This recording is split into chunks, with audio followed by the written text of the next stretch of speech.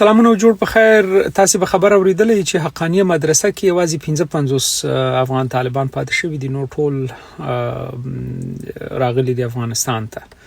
ما مخکې تاسو وخت ویلو چې د طالبانو او پاکستان ترمنځ جنجال دا دی چې پاکستان غواړي چې د افراطي ډلو مالکیت له لاس ورنکړي، او هغه مالکیت اوس طالبانو تر لاسه کړی دی، نو ځکه جنجال دی او نور هیڅ ډول کوم په ملي مسایلو باندې د افغانستان په خاورې د افغانستان په ارزښتونو په ګټو باندې کوم جنگ نه دی. جنگ یوازې د افراطي ډلو په مالکیت دی، او افغانان چې پکې وژل کېږي له بده مرغه د افراطي ډلو پر سر وژل کېږي. اوس د حقانیه مدرسه کې یوازې 55 شاګردان پاتې دي. حقانیه مدرسه هغه مدرسه و چې دا په 1940 کال کې جوړه شو، او هدف یې یوازې هم دا و چې افراطیت په پښتنو کې ترویج کړي. هغه وروسته چې کله د داود خان واکمني شو، هم دغه مدرسې د لومړي ځل لپاره په افغانستان کې د جهاد اعلان وکړ. د نور محمد ترکی په وړاندې د جهاد اعلان کړو، د حفیظ الله امین په وړاندې، د ترکی د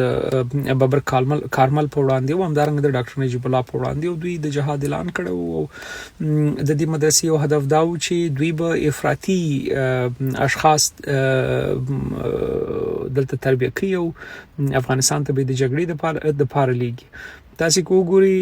لاغه ورسته کله چې د طالبان لومړی واکمني راغله، په هغه کې هم د حقانیه مدرسې ګڼ شاګردان لوړو چوکیو ته ورسېدل، او دغه مدرسې یو ځانګړی او خاص کنټرول پر طالبانو لاره چې لامل طالبان د پاکستان په لومو کې نښتي پاتې شول. کله چې د جمهوریت دوره راغله، دغه مدرسې بیا هم په افغانستان کې د جهاد اعلان وکړ، او دوی ویل چې تل باید جهاد وشي، او هر کال په زرګونه افغان طالبان روزل، دوی ته د زده کړې ورکولې، افراطي فکر ور انتقالو، او دا به راتل په افغانستان کې به جنگ کوي، په افغانستان کې به خلک وژل، په افغانستان کې به پلونه پلچکونه الوزول، او حتی په افغانستان کې به ډله‌ییز ځانمرګي بریدونه کول. دا مدرسه اوس ضعیفه شوې ده، ځکه چې د پاکستان پروجیکټ خلاص شو. هغه پیسې چې په خوا ورته پاکستاني ادارو ورکول، خو اوس نه ورکوي، نو ځکه دوی په موکړې د طالبانو له واکمنۍ سره سم په 2021 کې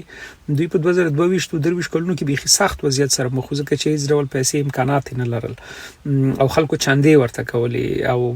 پاکستاني پاوس په خپل پیسې باندې کړې وي. نو اوسنۍ راپور چې یوازې 55 طالبان پکې پاتې دي، د دې علت دا دی چې هغه پروجیکټ پای ته رسیدلی دی. اوس یو بل لار چاره باید ورته پیدا شي،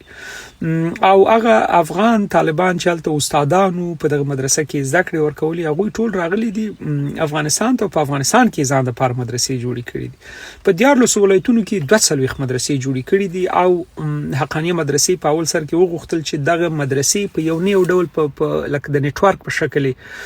وساتي، د دوی سره ارتباطات او اړیکې وساتي، چې لاغه ورسره بیا طالبانو پر بندیز ولګو، ورته ویل چې تاسو نشئ کولای چې د حقانیه مدرسې سره اړیکې ونیسئ، ځکه چې طالبانو په دل چلته د پاکستان دغه تاثیر څومره زیات دی. نو